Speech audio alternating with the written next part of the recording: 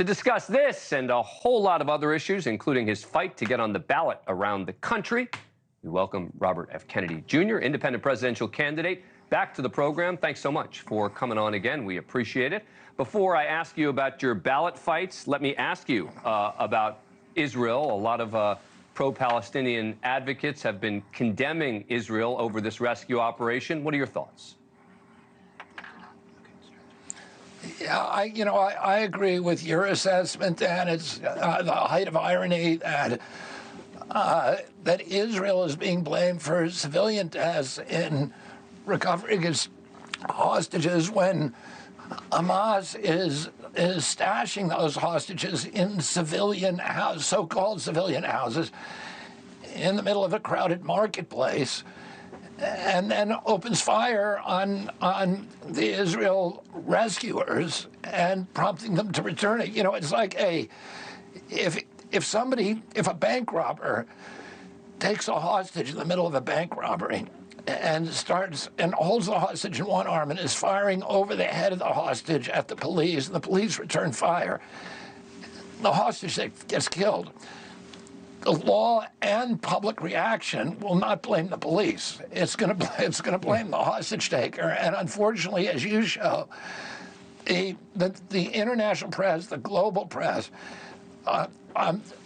acts credulously to every pronouncement by Hamas and with fierce skepticism towards anything, and ridicule and derision and contempt towards anything that Israel does or says. Israel cannot win in this kind of, and by the way, I'm not a fan of Benjamin Netanyahu or the Likud. Neither are most Israelis. But, Israel has a unity government now. It is united in the need to disarm Hamas before there's any ceasefire, and the world is demanding a ceasefire. If we did that, it just rewards terrorism, and it tells Hamas, do it again and again and again, just keep grabbing hostages, and you'll get rewarded for it every time. And it's sad. It's terrible for innocent people in Gaza, but the finger should be pointed at Hamas and not at Israel. Let me ask you, we saw a wave of campus protests at colleges across the country. Your poll numbers with young voters have been very strong. Do you condemn the universities for sending in the police when students set up encampments or take over buildings?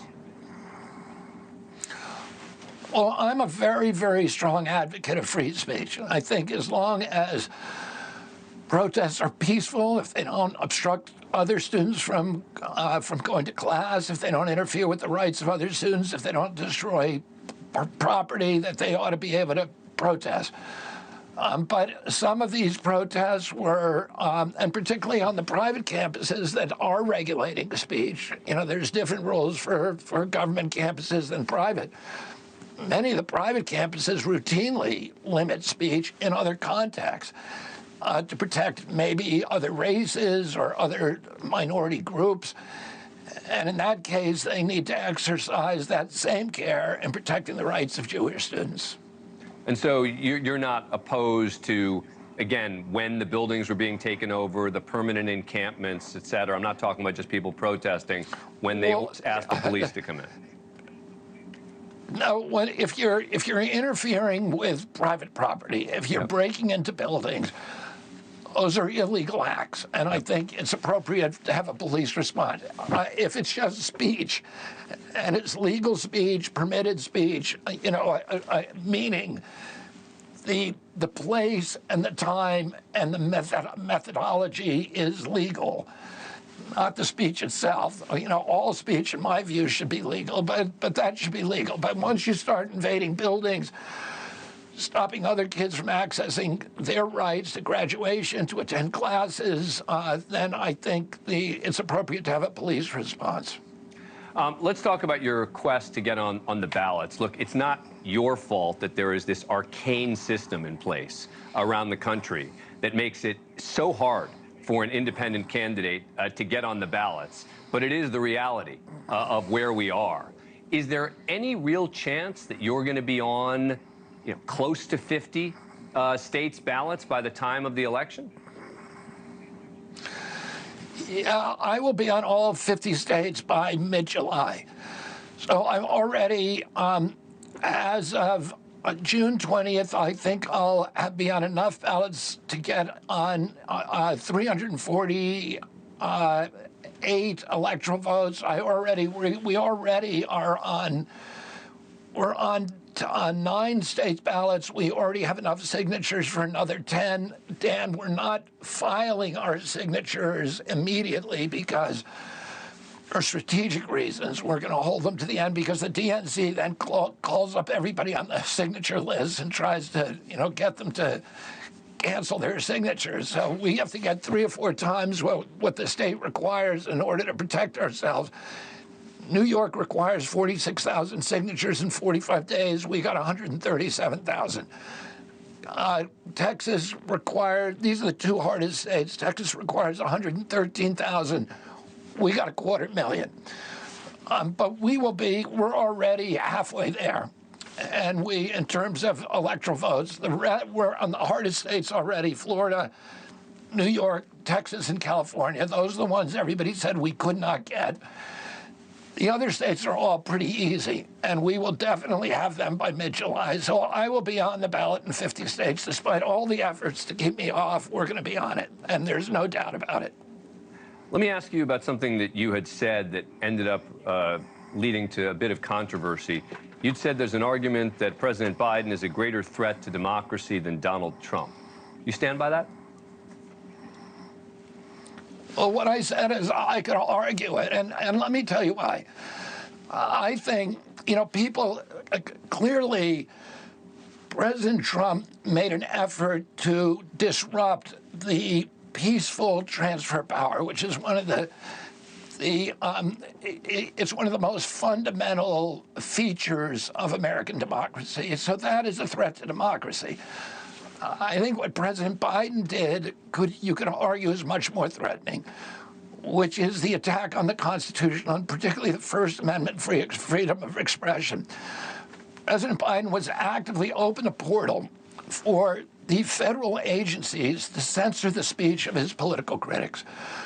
The portal, and this, we know this because of the Twitter files, but also because of my lawsuit, Biden versus Kennedy, and the lawsuit that was brought by the attorney generals of Missouri and Louisiana, Murphy versus Kennedy, or Murphy versus Biden.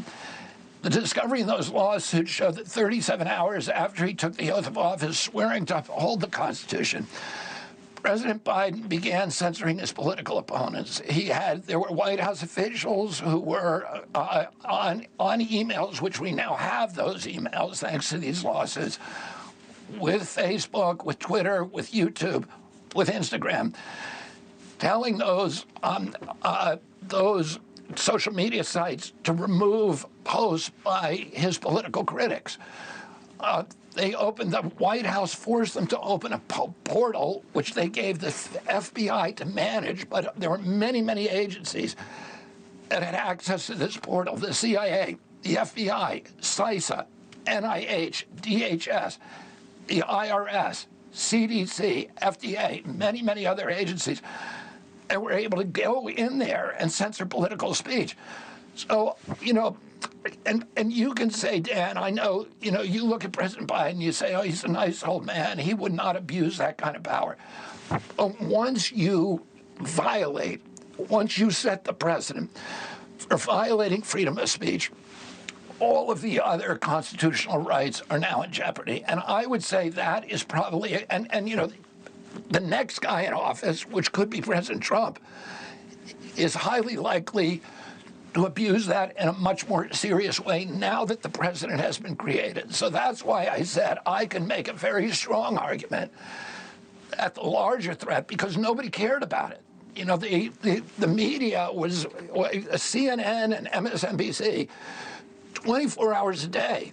We're talking about what happened on January 6th. You could not find a media report talking about what President Biden was doing, setting this precedent that it's okay for the White House to censor the social media sites, to censor the political. And by the way, were they censoring, or were they requesting that what they viewed as dangerous content and they were advising them, giving them information, et cetera, which you can agree or disagree with. But my understanding is they weren't actually using the government to censor it. They were talking to these social media entities about certain content that they viewed as dangerous. Is that not a fair characterization?